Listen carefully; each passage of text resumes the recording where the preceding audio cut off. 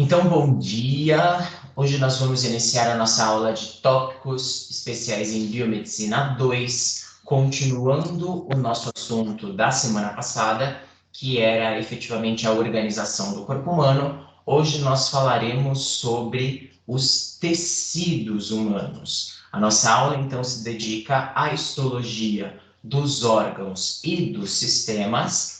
Histologia é a ciência que estuda os conjuntos de células, os tecidos, e cada órgão e cada sistema tem tecidos específicos desempenhando funções dentro dele, tá? Então a gente vai ver um pouquinho como as células do corpo humano se organizam. A qualquer momento, vocês podem, por favor, fazer perguntas, não tem problema, podem colocar contribuições, e o que vocês não estiverem entendendo, já sanem as dúvidas aqui na aula ao vivo. Essa aula, ela termina hoje com uma pergunta, que vocês também colocarão a resposta como comentário do vídeo lá no YouTube. Lembrando que vocês podem usar o link dessa aula ao vivo para resposta ou da videoaula que eu gravei e enviei para vocês ontem. Vale lembrar que sexta-feira, dia 10/4, é o prazo para vocês responderem a essas questões que pontuam para o primeiro bimestre, tá bom? Então, vamos lá. As nossas células, elas se organizam, como eu disse, em tecidos. E os tecidos são estudados pela histologia.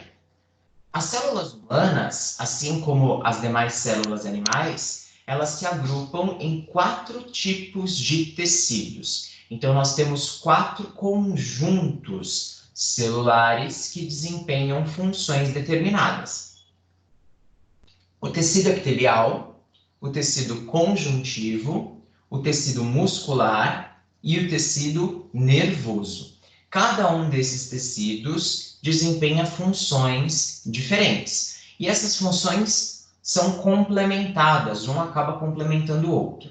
Um órgão, ele é formado destes 4 tecidos ao mesmo tempo, certo? Então, todos os órgãos têm os 4 tecidos. Se a gente vai pegar, por exemplo, o estômago tem tecido epitelial, tem tecido conjuntivo, tem tecido muscular, tem tecido nervoso. Se nós formos pegar a língua, ela tem os 4 tecidos. Então, é só a gente lembrar da organização geral do ser humano. Células formam tecidos, tecidos formam órgãos, órgãos formam sistemas e o conjunto dos sistemas formam o organismo. Então, a gente vai ver um pouquinho das características básicas de cada um desses tecidos na aula de hoje. Bom, o tecido epitelial, como vocês veem aqui, ele é dotado de 2 tipos distintos de epitélio. Ele é dividido em 2. Nós temos o epitélio de revestimento. Esse tipo de epitélio, ele reveste interna ou externamente um órgão, formando uma barreira.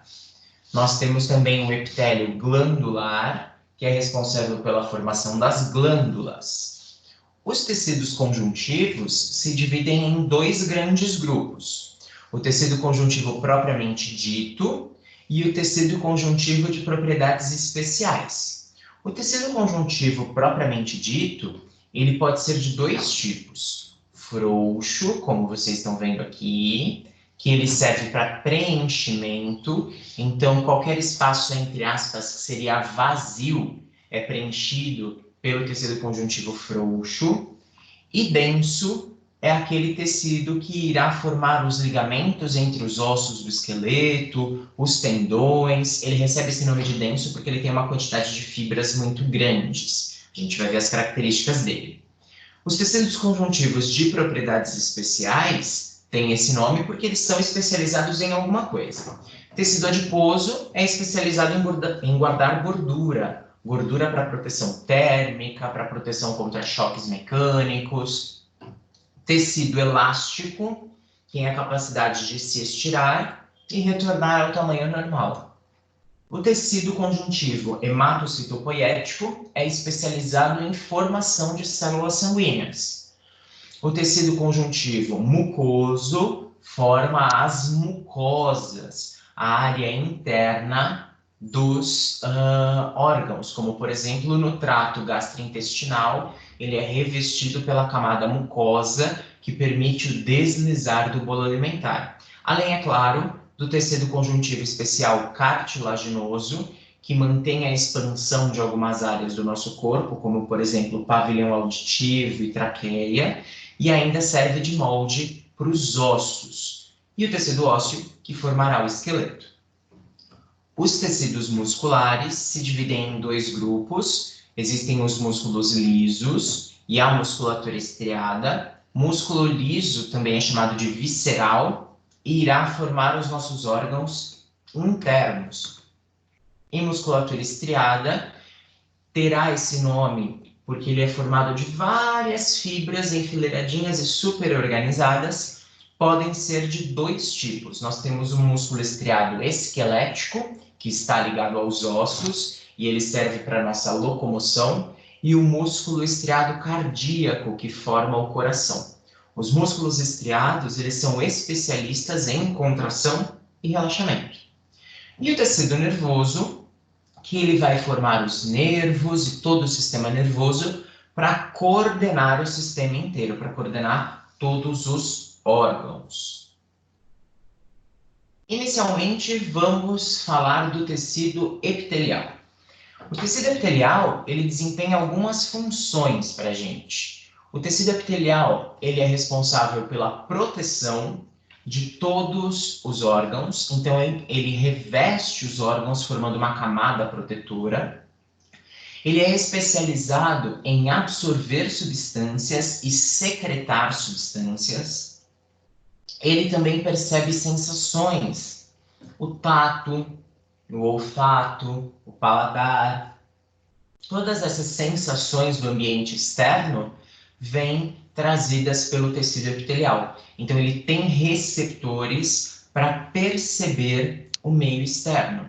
Quando um indivíduo está tocando a sua pele, ele consegue perceber a pressão, ele consegue perceber se está quente, se está frio. E ele também faz trocas gasosas. Então, toda troca de substância, toda troca gasosa que a gente tem no nosso corpo é feito pelo tecido epitelial. A troca gasosa é tipicamente relacionada à função dos pulmões. Então, o ar rico em oxigênio chega nos pulmões, o oxigênio penetra nas células sanguíneas vermelhas e o gás carbônico fica na luz do pulmão para ser expelido. Mas eu posso ter qualquer outro tipo de troca de substâncias, como, por exemplo, a entrada de glicose em um determinado órgão. Tudo isso é mediado pelo tecido epitelial. E até mesmo a absorção de nutrientes lá no intestino delgado. Então, aqui nessa imagem, vocês têm vários tipos de tecido epitelial nos seus vários órgãos. Aqui nas narinas, nós temos o tecido epitelial de revestimento, que tem essas células rosinhas que a gente está vendo aqui, que servem para perceber aromas. No esôfago, eu tenho um tecido epitelial com muitas camadas de células, que ele irá proteger o esôfago do atrito com o alimento. No estômago, o tecido epitelial forma essas depressões, chamadas de fossetas, por onde serão secretados as substâncias relacionadas ao suco gástrico, como o ácido clorídrico e as enzimas digestivas. Nos rins, o tecido epitelial é responsável pela filtração do sangue. Nos vasos sanguíneos, ele é responsável por trocar substâncias. Na pele, assim como no esôfago, eu tenho muitas camadas de epitélio para proteger o corpo. No intestino, o tecido epitelial tem várias curvinhas que a gente está vendo aqui. Ó. Esses prolongamentos são as vilosidades. Essas vilosidades fazem com que os nutrientes sejam absorvidos. E nos pulmões, há troca de gases, porque o tecido epitelial é super fininho. Na região da traqueia e toda a área respiratória, o tecido epitelial possui cílios. Cílios na sua face superior que irão filtrar o ar. Bom, cada epitélio, independente da sua característica geral, terá funções específicas, mas, normalmente, o epitélio é formado de células justapostas. Deixa eu voltar lá nas imagens. Ou seja, as células são bem juntinhas umas das outras. Eu não tenho espaço entre elas. Tudo isso para proteger mais os órgãos. O tecido epitelial não tem vascularização, ele não recebe vasos sanguíneos, ele é alimentado por difusão, então o sangue chega até o tecido conjuntivo e os nutrientes passam do tecido conjuntivo para o tecido epitelial. Ele é super resistente à tração, então as células, além de serem juntinhas, elas são amarradas entre elas por junções comunicantes, ônulas de oclusão, que fazem com que ele seja extremamente forte a tração, então você pode puxar que ele não rompe. Ele também é resistente a atrito, tem especialização para troca de substâncias e ele é aderido ao tecido conjuntivo que vem logo abaixo dele através de uma fina camada cimentante chamada de membrana basal, formada de algumas glicoproteínas. Então aqui nós temos um exemplo de células do epitélio. Aqui eu tenho um tecido formado de duas células. Eu tenho uma célula aqui mais à esquerda e uma mais à direita. Essas células, elas irão formar o tecido epitelial. E aqui a gente consegue perceber que esse tecido epitelial, ele tem vários tipos de junções, vários tipos de zonas que ligam uma célula à outra, que são esses botões vermelhinhos, amarelos e até mesmo alaranjados que a gente tem na imagem.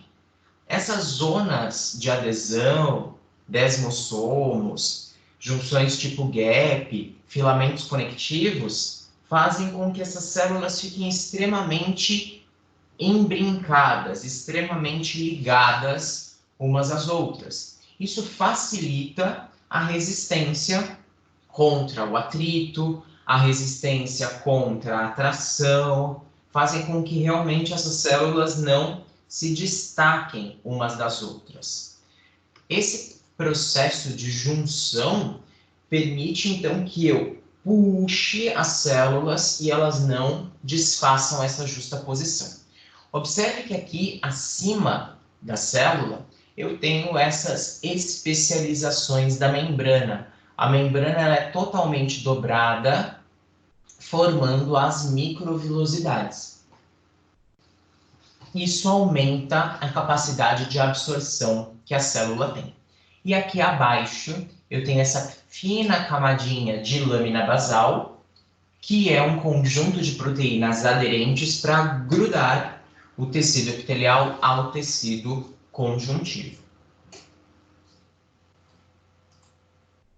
O tecido epitelial, ele tem células que são formadas de junções, são formadas aí pela membrana, mas essas células elas têm algumas características. Nós conseguimos classificar o tecido epitelial de revestimento de acordo com as características celulares. Então, o formato das células é importante e o número de camadas que o tecido epitelial de revestimento terá também é importante. Os epitélios eles são classificados pela forma da célula e pela quantidade de camadas. Então, nós temos 3 tipos de formatos celulares. As células pavimentosas são as achatadas. Células cúbicas têm o formato de um cubo. As células que têm o formato retangular são chamadas de colunares, ou cilíndricas, ou prismáticas, depende do autor. Quando a célula muda de forma, ora ela está de um jeito, ora ela está de outro, ela é chamada de transição. E quanto aos números de camadas, se eu tiver uma única camada de células, esse epitélio é simples, e se eu tiver mais camadas, ele é estratificado. Vamos mostrar algumas imagens para ficar mais fácil de vocês entenderem. Então, observem aqui, ó, principalmente esta imagem, que é a imagem do meio do canto direito da tela.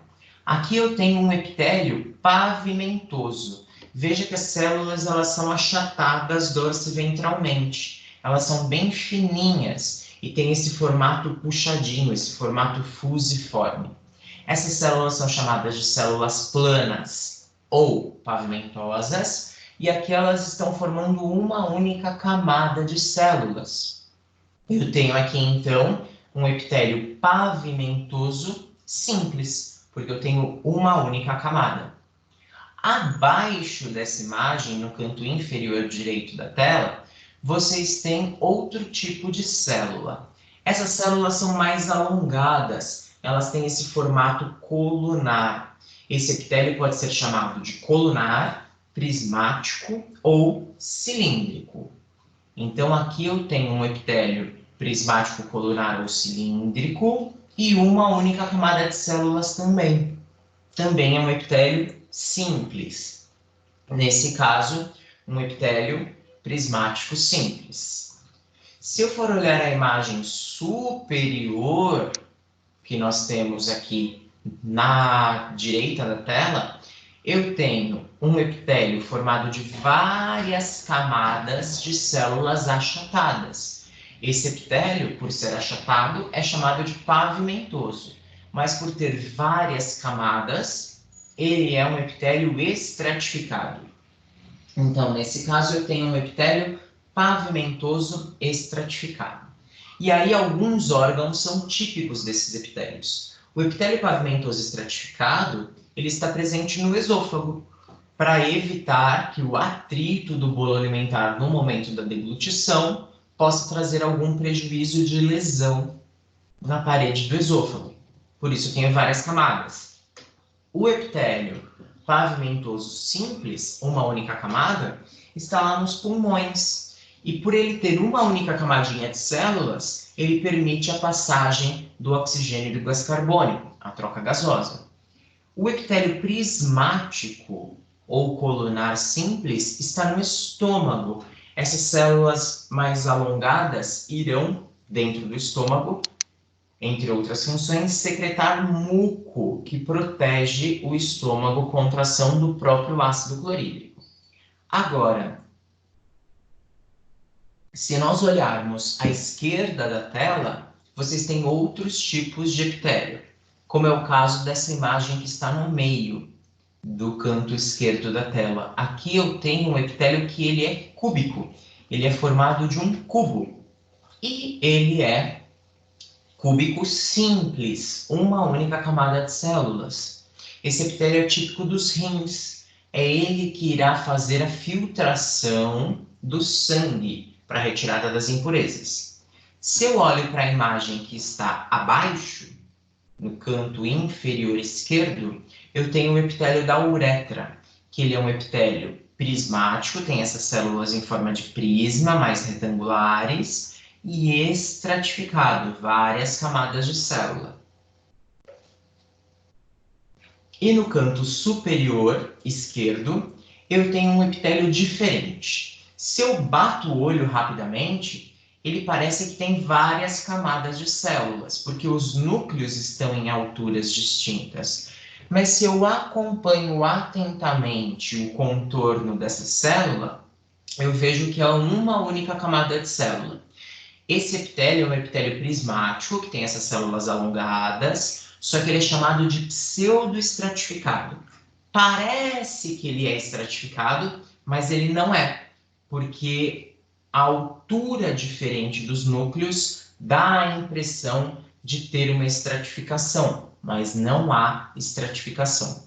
Esse epitélio, por exemplo, é da mucosa nasal, onde eu tenho vários cílios que estão aqui na face superior da célula para filtração do ar.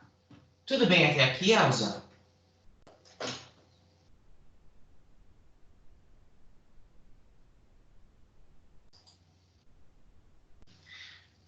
Bom, como eu disse, o epitélio ele também pode formar glândulas. nós temos as glândulas se originando do epitélio de revestimento.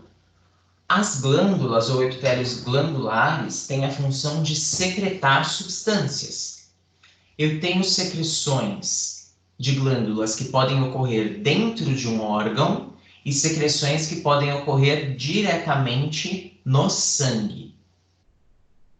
Por serem os epitélios glandulares, epitélios com alta capacidade de secreção, eles precisam ter uma grande quantidade de duas organelas. Então, duas organelas são bem desenvolvidas dentro das células glandulares, como é o caso do retículo endoplasmático rugoso, que sintetiza proteínas, e do complexo golgiense, que empacota essas proteínas e manda essas proteínas para fora. Então, tanto o retículo endoplasmático rugoso quanto o complexo de Golgi estarão em grande quantidade nos epitélios glandulares.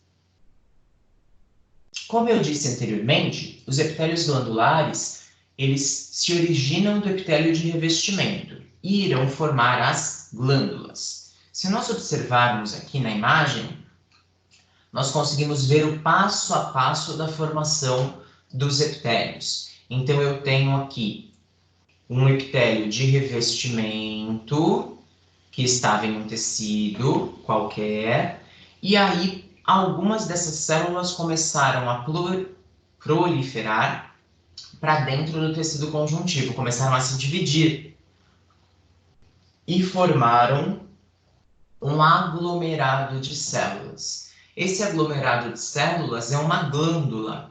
Essa glândula pode se abrir externamente para o órgão e ser, então, uma glândula chamada de exócrina, que irá secretar substâncias dentro do órgão, ou perder a conexão com o epitélio de revestimento e ganhar conexão com o vaso sanguíneo, e se transformar em uma glândula endócrina, que irá secretar as suas substâncias diretamente no sangue. As substâncias produzidas por uma glândula endócrina são chamadas de hormônios. Então, a glândula endócrina produz o hormônio, lança esse hormônio diretamente na corrente sanguínea, porque existe um vaso sanguíneo aqui percorrendo a lateral da glândula, enquanto as glândulas exócrinas produzem geralmente enzimas, secreções líquidas como saliva, como suco gástrico, e irão secretar esses produtos na luz, no espaço interno, na cavidade interna de um órgão. As glândulas, então, podem ser classificadas de acordo com o local onde a secreção é eliminada, sendo chamadas de endócrinas quando eliminam a secreção no sangue e exócrinas quando eliminam a secreção na luz do órgão. Podem ser classificadas pela forma de eliminar as secreções e pelo número de células. Com relação ao local de eliminação das secreções, uma glândula é somente exócrina quando ela só secreta os seus produtos na luz do órgão. Endócrina quando ela só secreta os seus produtos diretamente na corrente sanguínea. E mistas, também chamadas de anfícrinas, quando elas fazem as duas coisas. Elas têm uma parte da glândula que é endócrina e uma parte da glândula que é exócrina. O pâncreas, por exemplo, é um tipo de glândula mista. Ele produz suco pancreático de maneira exócrina e vai lançar esse suco pancreático dentro do intestino delgado, e também produz insulina e glucagon, que serão lançados, respectivamente, no sangue. Então, o pâncreas é uma glândula mista. Existem várias outras glândulas mistas que fazem essas duas produções. Qualquer dúvida, é só abrir o microfone e perguntar, tá bom, Elsa?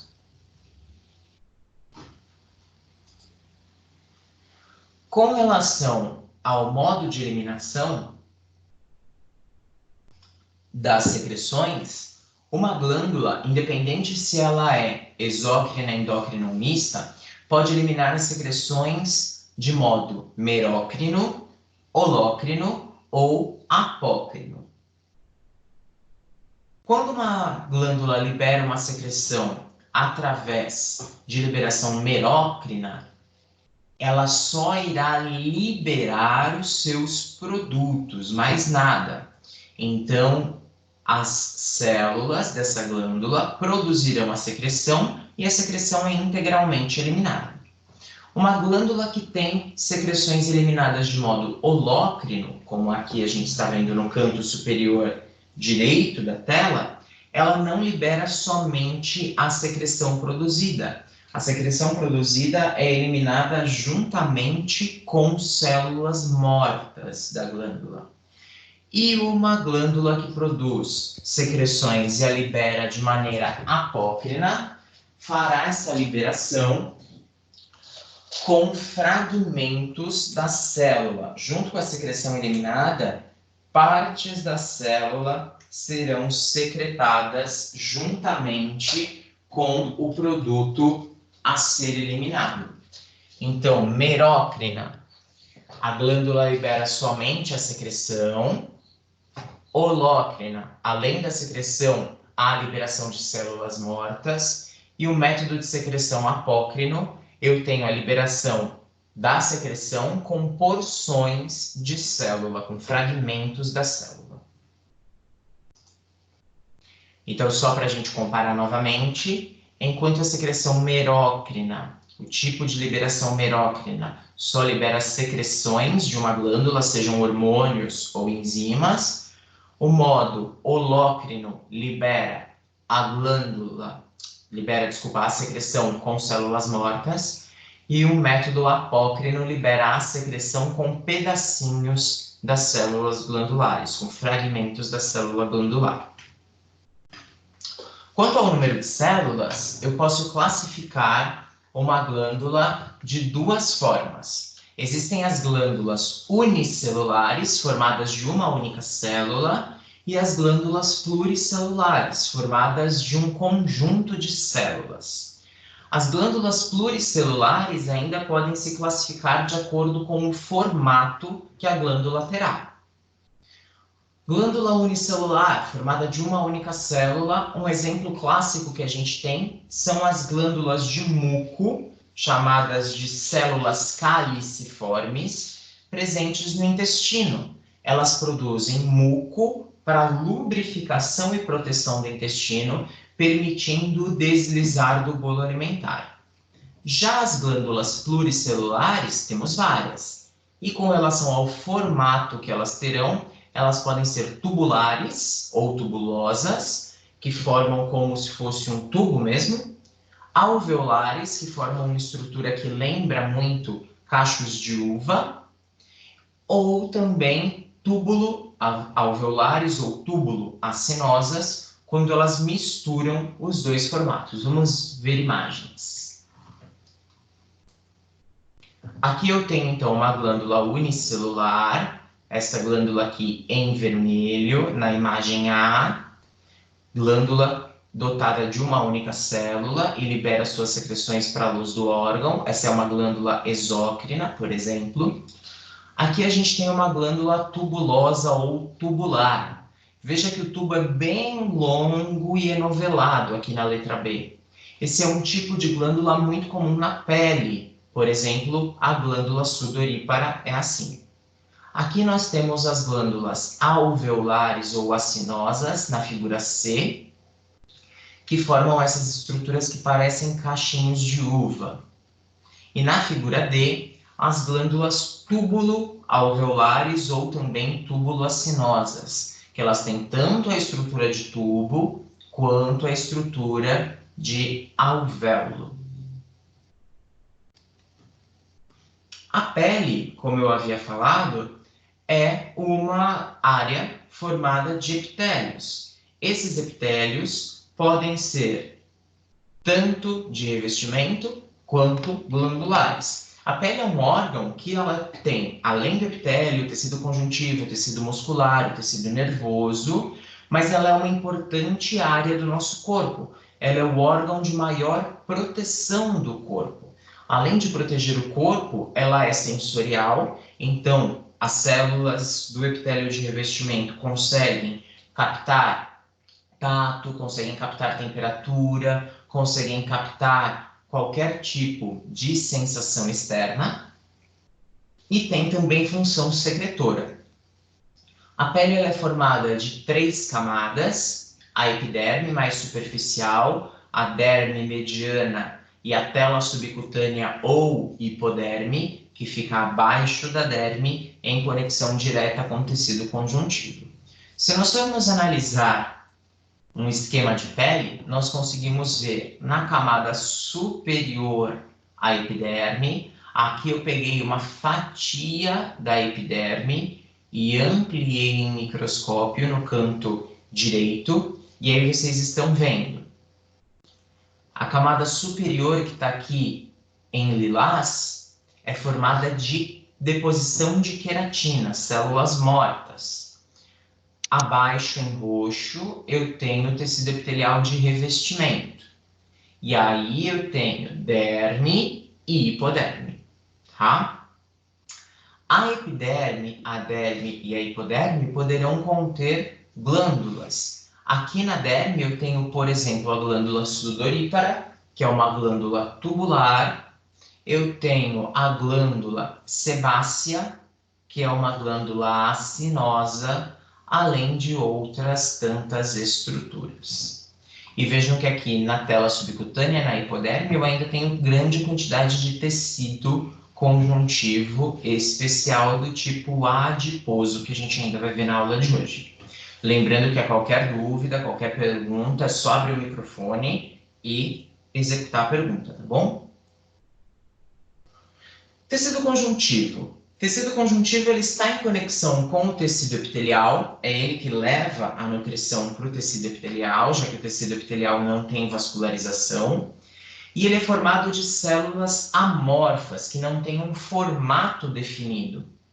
Essas células amorfas são chamadas de fibroblastos. O tecido conjuntivo ele possui uma grande quantidade de matriz intercelular, que a gente também chama de líquido extracelular ou interstício, que contém muitas fibras, muita proteína e água.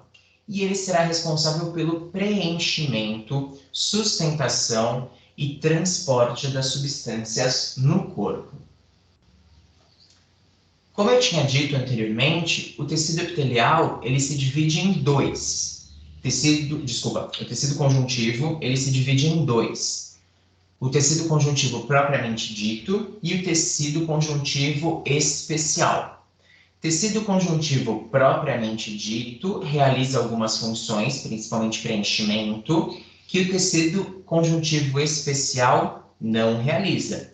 Ambos os tecidos, seja ele propriamente dito ou especial, se originam da mesoderme no embrião, a camada do meio do embrião.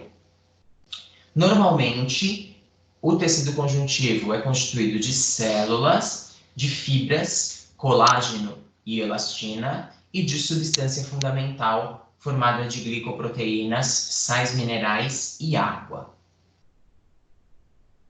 Então aqui a gente vê a divisão dos dois tipos básicos de tecido conjuntivo. O tecido conjuntivo propriamente dito, ele pode ser do tipo frouxo, quando as fibras de colágeno e elastina não estão organizadas e estão emaranhadas no líquido que contém a matriz fundamental. E o tecido conjuntivo denso, que é extremamente organizado, com as fibras bem postas, que formará tendões e ligamentos. O tecido conjuntivo especial pode ser de vários tipos, como a gente está vendo aqui. Adiposo, que vai formar o tecido gorduroso, sanguíneo, que formará tanto as células sanguíneas quanto o plasma sanguíneo. O sangue é um exemplo de tecido conjuntivo que nós temos, é o único tecido conjuntivo líquido que nós temos no corpo.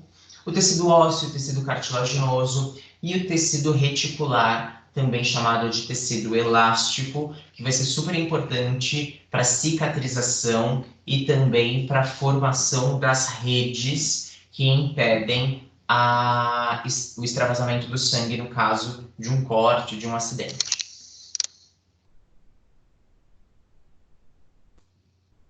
Aqui a gente tem dois tipos de tecido conjuntivo.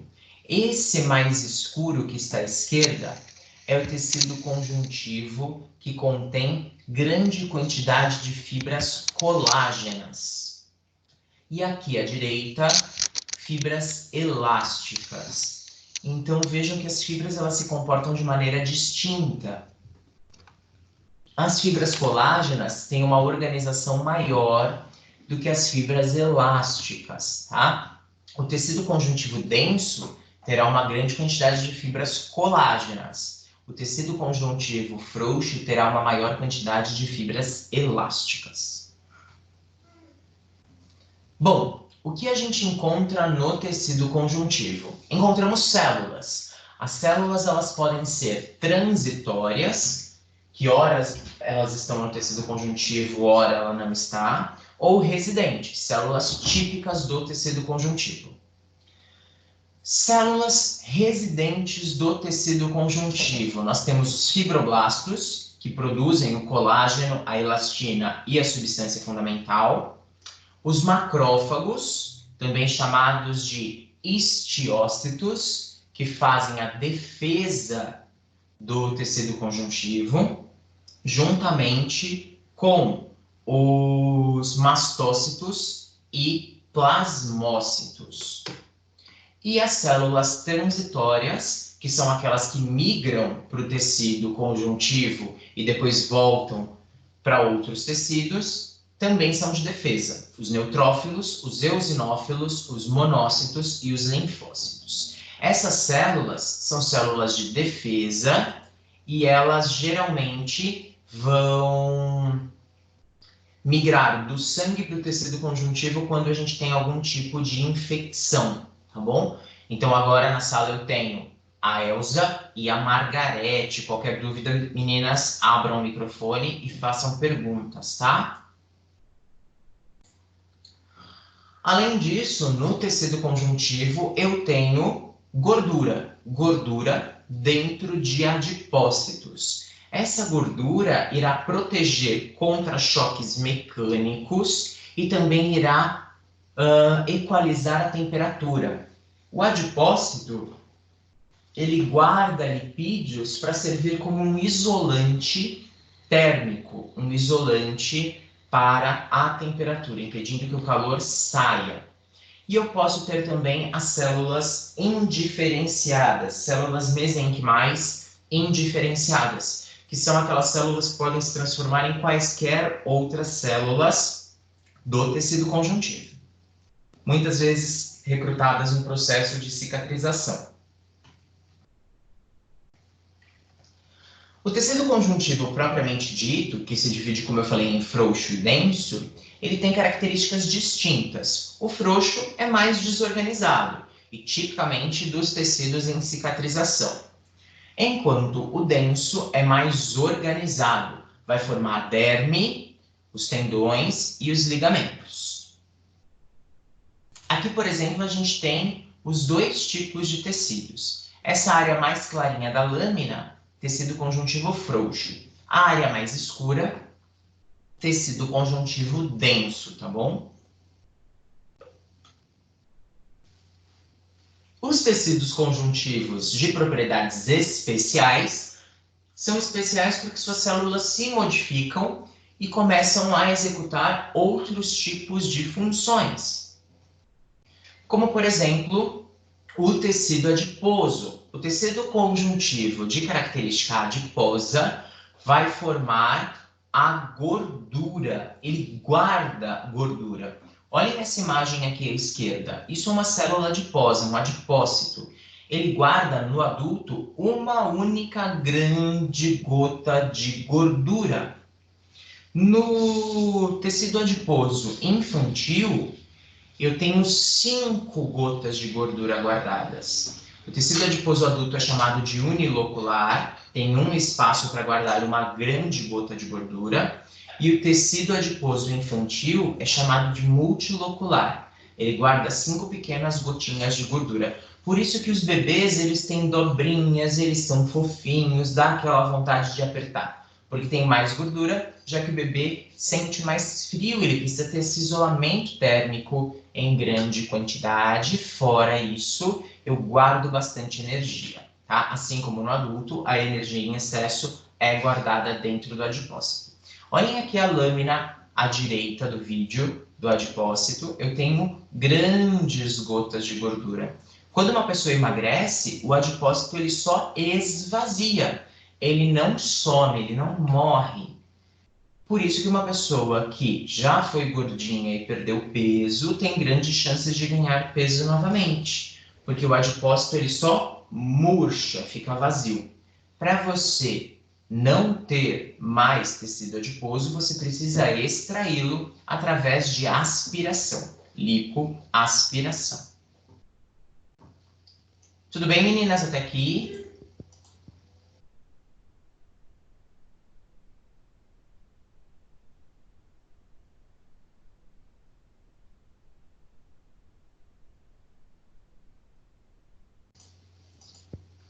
Bom, vamos retornar aqui nos tecidos conjuntivos especiais.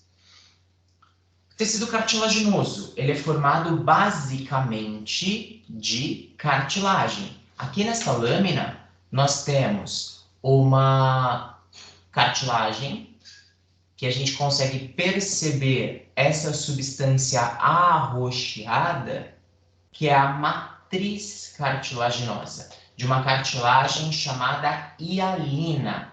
A cartilagem ela pode ser transitória no nosso corpo ou permanente. Algumas áreas do nosso corpo têm cartilagem permanente. É o caso, por exemplo, da orelha, que tem aqui no pavilhão auditivo cartilagem permanente, das asas nasais, da traqueia, cartilagens permanentes, assim como as cartilagens das articulações, que impedem que um osso atrite sobre o outro.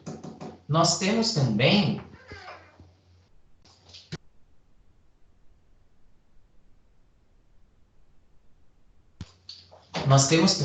as cartilagens não permanentes, como, por exemplo, as cartilagens que formam os moldes, as áreas onde serão formados os ossos. Quando o esqueleto está sendo formado, ele está sendo formado inicialmente em uma matriz de cartilagem. Então, o bebezinho, ele nasce, ele é todo molinho, porque o osso ele tem um molde cartilaginoso que, com o passar do tempo, vai sendo substituído pela matriz mineralizada, pela matriz óssea com minerais, tá? Então, uma coisa importante, esse tipo de cartilagem que irá formar um molde ósseo é transitório. Conforme a pessoa vai crescendo, a cartilagem vai sendo substituída pelo tecido mineralizado, pelo tecido ósseo, e o osso vai ficando cada vez mais rígido. Quando uma pessoa tem uma fratura, é o tecido cartilaginoso, depois da fratura, que irá associar uma borda da fratura com a outra e promover a ligação. Deixa eu voltar aqui nos slides. A célula típica do tecido cartilaginoso é chamado de condrócito. Ele é a célula permanente do tecido cartilaginoso. E o tecido conjuntivo ósseo formará, então, os ossos. Muito mais rígido do que as cartilagens, os ossos serão responsáveis por formação do esqueleto. Eu tenho a substituição ao longo do crescimento de uma cartilagem por uma matriz de minerais. Então, os minerais mais utilizados aí para solidificar os ossos são o cálcio e o fósforo. A célula característica do tecido ósseo é o osteócito. E a gente consegue perceber uma grande quantidade desses osteócitos ao longo de todo o osso. Vale lembrar que o osso também ele serve como reservatório mineral, reservatório de cálcio, que vai ser utilizado pelos músculos no processo de contração.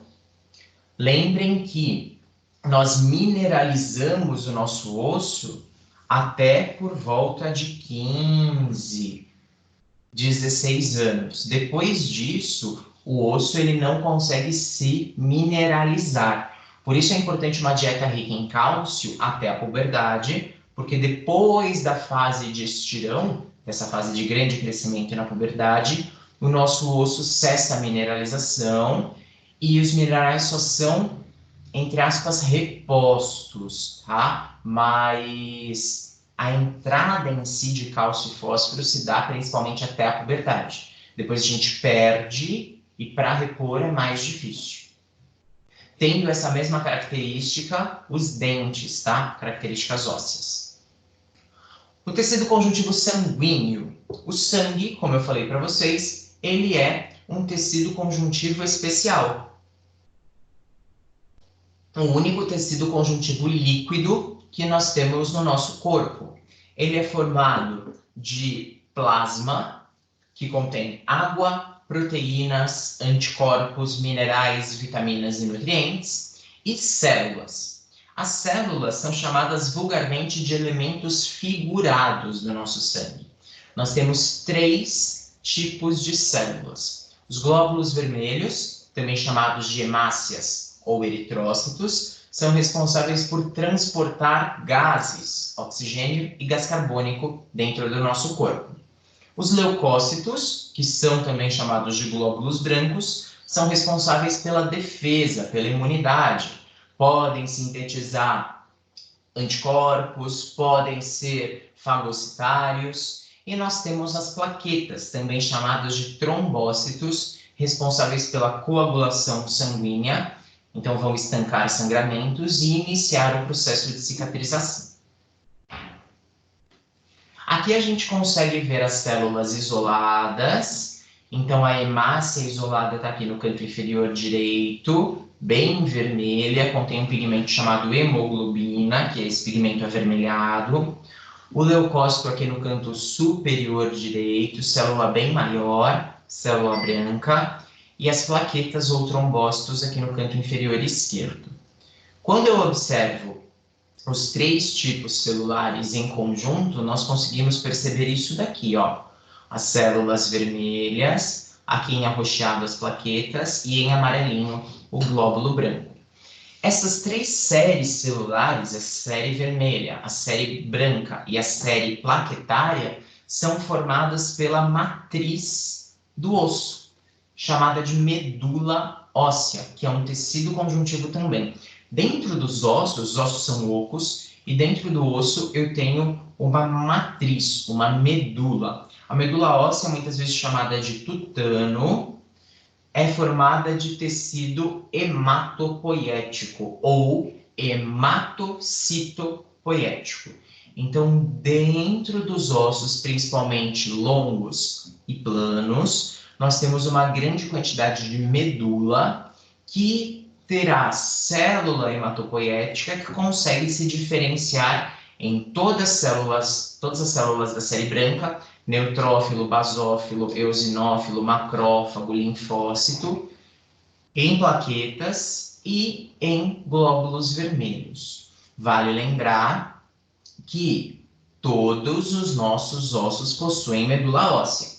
Só que os ossos longos e os ossos planos, aqui a gente está vendo o fêmur, tem uma grande quantidade de medula óssea. Um paciente que tenha, por exemplo, câncer de medula óssea, que a gente pode chamar de linfoma, por exemplo, precisa fazer um transplante dessa medula. Eu tiro um pedacinho, uma parcela da medula óssea de um paciente saudável e injeto em um paciente que tem uma medula, entre aspas, aí, problemática. E aí sim eu consigo efetivamente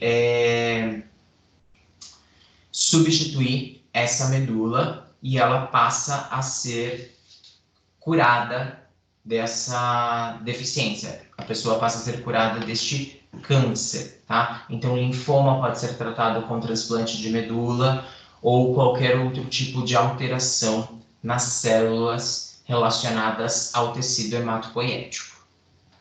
e a gente tem bancos de medula óssea, tá? Tecido muscular formará os músculos, como a gente havia falado. Os músculos, assim como o tecido conjuntivo, são formados pela mesoderme no embrião, pela camada do meio, e eles têm função de movimentação. Os músculos, através da movimentação, podem gerar locomoção e podem gerar calor. Então, nos animais que conseguem equilibrar a própria temperatura, os músculos geram calor. Através do tremor, quando você está com frio, você treme, e isso gera calor. O músculo também pode gerar locomoção, se associado ao esqueleto. Então, eu tinha falado no início da aula que nós temos dois tipos básicos de músculo, os lisos e os estriados. Músculo liso, também pode ser chamado de visceral, vai ser responsável por formar as vísceras. As vísceras são os nossos órgãos internos responsáveis pela digestão, pela excreção, como estômago, intestino, fígado, pâncreas, rins, todos eles são formados de músculo liso.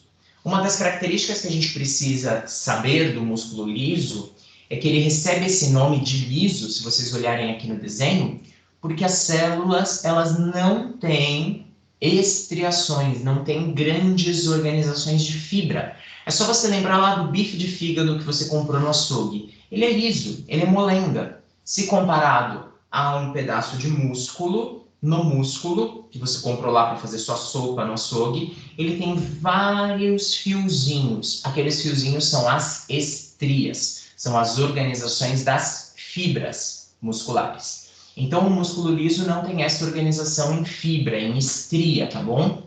Por isso que ele é chamado de liso. A contração desse músculo é uma contração lenta. Você não percebe, por exemplo, os seus órgãos do sistema digestório contraindo e relaxando para executar os movimentos peristálticos. Você não sente os seus rins contraindo e relaxando para filtrar o sangue. Então, a contração, ela é lenta. E o músculo liso é automático, ou seja, ele funciona independente da sua vontade. Ele é involuntário, funciona automaticamente. O músculo estriado, ele pode ser de dois tipos, esquelético ou cardíaco. Os dois têm contração rápida. Só que o músculo estriado cardíaco, também chamado de miocárdio, tem uma contração muito rápida. No repouso, o músculo cardíaco ele se contrai cerca de 70 vezes por minuto, o que é bastante e com grande força para impulsionar todo o sangue do corpo em várias direções e atingir todas as células e todos os órgãos. Vale lembrar que a força com que o músculo cardíaco se contrai em relação à resistência dos vasos arteriais é que vai determinar a pressão arterial. O músculo cardíaco ele se contrai muito rápido, com grande força e automaticamente. A contração também é involuntária. Nós não precisamos pensar voluntariamente para que o coração bata. Ele bate sozinho. Agora, o músculo estriado esquelético, ele funciona com a nossa vontade. Ele é voluntário. Ele também vai se contrair mais rápido do que o músculo liso, só que você controla voluntariamente. Então, você quer se locomover de um lado para outro. Você consegue coordenar a contração e o relaxamento do músculo esquelético para promover a movimentação das alavancas ósseas. E ele recebe esse nome, tecido muscular estriado esquelético, porque ele está ligado ao esqueleto.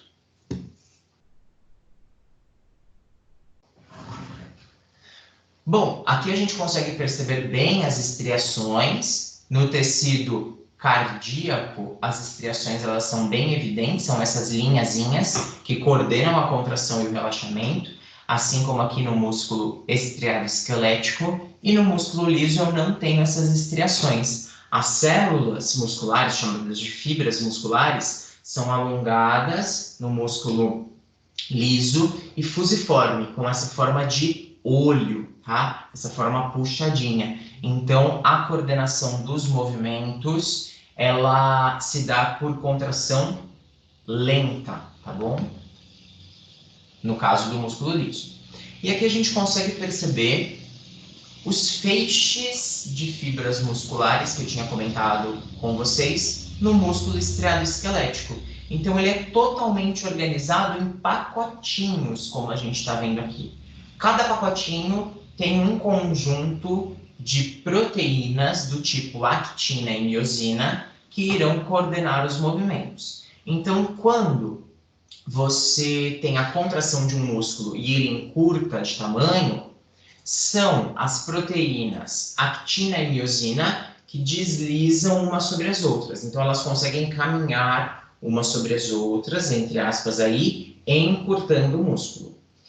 Esse processo em que as fibras de actina e miosina se ligam umas às outras e encurtam o músculo, trazendo a contração, é mediado pelo cálcio, tá?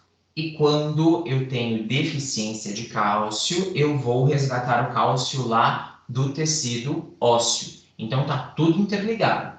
Muitas vezes a pessoa, na idade adulta, para de consumir fontes de cálcio, fica deficiente em cálcio para contração e relaxamento muscular e precisa, várias vezes, retirar cálcio dos ossos, o que deixa o osso relativamente mais enfraquecido, mais fragilizado.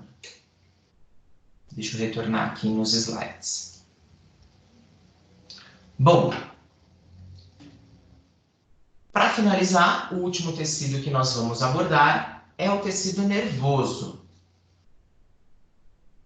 O tecido nervoso é formado de dois tipos celulares: o neurônio, que é responsável por transmitir informações, e as neuróglias, que mantêm o neurônio vivo. O neurônio não se alimenta sozinho, não respira sozinho, não consegue eliminar seus excretas metabólicos sozinhos. Ele precisa, entre aspas, aí, de uma babá. A babá é a neuróglia.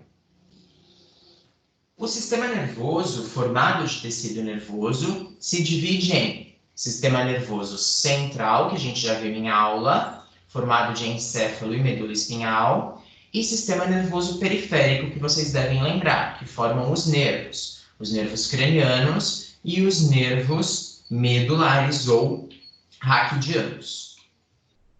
O tecido nervoso que forma o sistema nervoso consegue perceber estímulos do ambiente, elaborar respostas a esses estímulos e promover ações para que a gente enfrente esses estímulos. Os estímulos percebidos são frio, calor, som, imagens, iluminação, temperatura. Tudo isso é determinado e sentido pelo sistema nervoso, tá? Então, eu tenho dois tipos básicos de células no sistema nervoso, os neurônios e as neuróglias. O neurônio será responsável por transmitir as informações, enquanto as neuróglias mantêm o neurônio vivo. Existem alguns tipos de neuróglia. Como tipos de neuróglia, nós temos os gliócitos, os astrócitos, os oligodendrócitos, as micróglias e as células de Schwann. Meu Deus, é muito nome. Sim, mas não precisam lembrar de todos eles. Basta lembrar que quem capta a informação, processa a informação e devolve uma resposta são os neurônios. As demais células mantêm o neurônio vivo. O neurônio, ele é uma célula especializada em conduzir impulsos nervosos. Ele conduz informação através de impulsos nervosos. Esse impulso pode ser trazido de forma elétrica, conduzido de forma elétrica, como eletricidade, ou conduzido com base química, através de neurotransmissores. O neurônio é dividido em duas áreas, o corpo celular e os prolongamentos. Os prolongamentos, ou fibras, quando são curtas, são chamadas de dendritos, e quando é longa, é chamada de axônio. E nós temos 3 tipos de neurônios que a gente já vai ver. Então, aqui nessa imagem, vocês conseguem perceber um neurônio grande, alongado. Ele tem esse formato meio estrelar. Aqui em amarelinho, vocês têm o corpo celular. Esses prolongamentos menores, que eu estou passando o cursor do mouse à esquerda da tela de vocês, são os dendritos. Esse grande prolongamento, o axônio. O axônio sempre termina em terminações axônicas, por onde o impulso elétrico será enviado. Então, o neurônio recebe a informação pelo dendrito, processa a informação no corpo celular e transmite a informação pelos axônios. Nós temos 3 tipos de neurônio classificados pela posição do corpo celular. Quando o corpo celular é terminal e eu tenho vários dendritos que saem dele, eu tenho um neurônio multipolar. Quando o corpo celular é translocado e eu tenho somente 2 conjuntos de dendritos, eu tenho um neurônio bipolar. Quando o corpo celular fica mais central e eu tenho 2 ramos, um de axônio e um único de dendrito, eu tenho um neurônio pseudo-unipolar. Vejam que aqui nós temos associado a este grande neurônio uma célula de Schwann, que ela formará, essa é a célula de Schwann, ou oligodendrócito, ela formará uma barreira de isolamento, chamada de bainha de mielina. Essa barreira gordurosa promove o isolamento elétrico do neurônio para que a atividade de um neurônio não atrapalhe em outro neurônio. Tudo bem até aqui, meninas? Estão entendendo?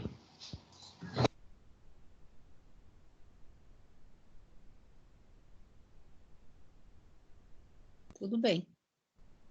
Exato. Beleza, maravilha. Então, vamos lá.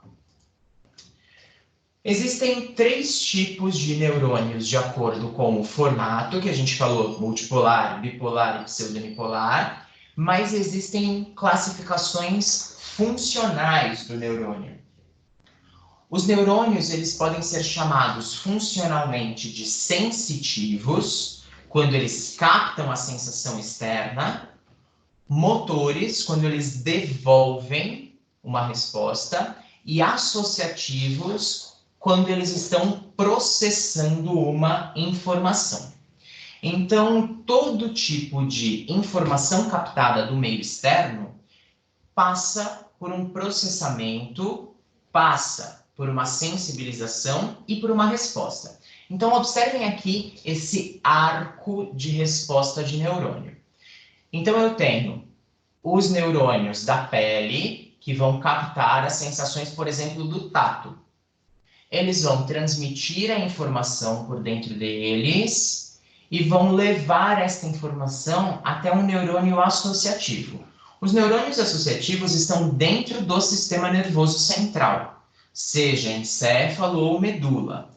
Os neurônios sensitivos e também motores estão no sistema nervoso periférico. Então, vamos hipoteticamente pensar que você está colocando a sua mão na chama de uma vela. Os neurônios sensoriais, o neurônio sensitivo, irá sentir aquele calor, irá perceber que a pele está queimando. Ele vai mandar uma informação para o sistema nervoso central. Dentro do sistema nervoso central, eu tenho um neurônio associativo que irá processar essa informação e vai perceber: bom, esse calor está muito intenso, está queimando minha pele e isso pode ser prejudicial. O neurônio associativo manda uma informação para o neurônio motor, que está ligado ao músculo, com uma informação para ser executada. Então, ele manda a informação, neurônio motor, faça os músculos da mão e do braço contraírem para retirar a mão da chama dessa vela, porque está queimando.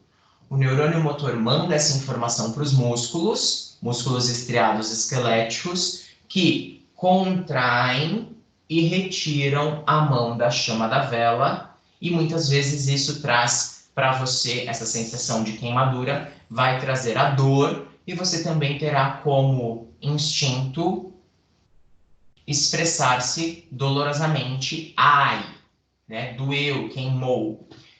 Então, todo esse tipo de arco de funcionamento de neurônio é dado somente com 3 tipos de neurônio. Sensorial ou sensitivo capta a sensação do meio, associativo processa essa informação e motor devolve uma resposta. Os neurônios sensitivos e motores estão nos nervos, que pertencem ao sistema nervoso periférico, e os neurônios associativos estão dentro do sistema nervoso central, seja medula, seja encéfalo. Tudo bem até aqui, meninas?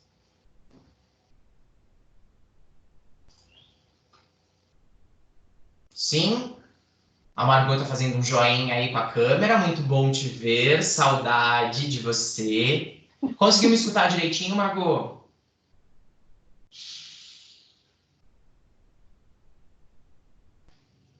Meninas, ó, se vocês perderam, não estou te escutando. Seu microfone está ativo, mas eu acho que não está chegando a informação para mim. Então é assim, se por algum motivo a conexão de vocês ficou ruim, caiu, lembrem que eu gravei essa mesma aula ontem com uma videoaula inteira para vocês, para que vocês não perdessem nenhuma informação caso a conexão ficasse instável, tá? Se alguém tiver alguma pergunta, pode fazer. Lembrando que aqui, no recurso ao vivo, nós temos uma forma de vocês mandarem perguntas escritas. Tem um balãozinho aí na tela que parece uma caixinha de conversa que vocês podem digitar. Ele é chamado de chat ou balão de conversa. Fica do lado dos participantes. Mas vocês também podem me mandar perguntas pelos comentários ou pelo WhatsApp, já que vocês têm o meu WhatsApp. Ficou claro, meninas? Lembrando que a nossa aula ela foi gravada e eu vou disponibilizar daqui a pouquinho a aula já no AVA para vocês, tá bom? Nós estamos no encontro 8 essa semana. E só trazendo alguns recados da universidade para vocês. Nós temos 2 feriados essa semana, então amanhã, dia 8 de abril, é feriado, aniversário de Santo André, então vocês não têm aula ao vivo amanhã. E na sexta-feira, dia 10 de abril, é Sexta-feira Santa, feriado nacional, então vocês também não têm aula ao vivo, tá bom? Bom, espero que vocês tenham gostado. Se vocês quiserem abrir os microfones aí para falar comigo, podem falar. Quem estiver conseguindo, a Margot não está conseguindo habilitar aí.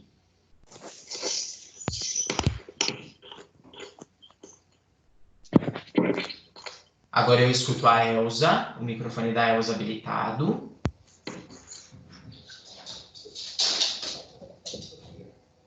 Bom, meninas, se vocês não têm nenhuma dúvida, se está tudo tranquilo, agradeço por vocês passarem a parte dessa manhã aqui de terça-feira comigo. Lembrem que se vocês tiverem TCC e alguma dúvida de TCC, hoje, 10h30 da manhã, nós temos o encontro para plantão de dúvidas de TCC aqui pelo Microsoft Teams também, tá bom? Então, das 10h30 até as 11h30, eu acho, nós temos a aula de TCC, tá? Que vai ser um plantão de dúvidas para eu esclarecer algumas coisinhas com vocês. Não esqueçam que vocês têm uma questão da aula de hoje que eu vou mostrar para vocês agora.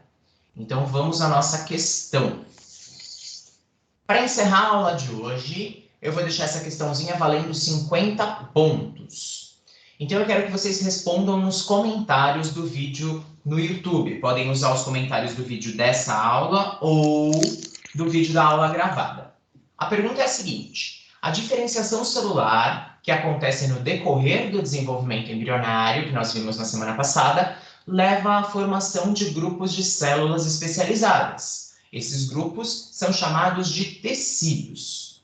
4 tecidos estão representados nas figuras abaixo. Vocês têm aí a figura 1, com um tipo de tecido, a figura 2, com outro tipo de tecido, a 3 e a 4. Nós vimos essas 4 imagens na aula de hoje.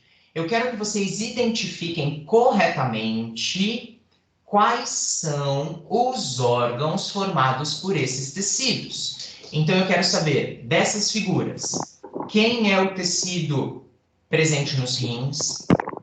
Qual é o tecido presente no fêmur? Qual é o tecido presente nas fossas nasais, no nariz? Qual é o tecido presente no coração? E aí, como resposta, vocês vão colocar lá, por exemplo, 1, fêmur, 2, rim. Então, só um exemplo, claro que essas não são as respostas, tá? Vocês vão me responder qual é o órgão que tem esses tecidos característicos. Vocês podem fazer essa questão e respondê-la até terça-feira que vem, certo? E aí postar nos comentários diretamente no Facebook. Então, identificar quais são os órgãos, rim, fêmur, fossas nasais e coração, que estão nessas figuras, tá bom? Lembrando que essas questões estão valendo ponto para vocês. Tudo bem?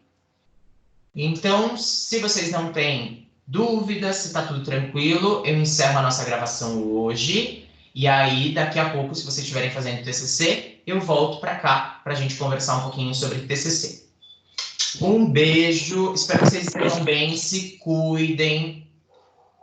Vamos aí manter esse isolamento social até a onda do coronavírus passar. Cuidem de vocês, cuidem da família. Estou morrendo de saudade de vocês. Até mais, meninas. Até mais, professor. Obrigada pela aula maravilhosa. Nada, eu que agradeço. Boa semana. Boa semana.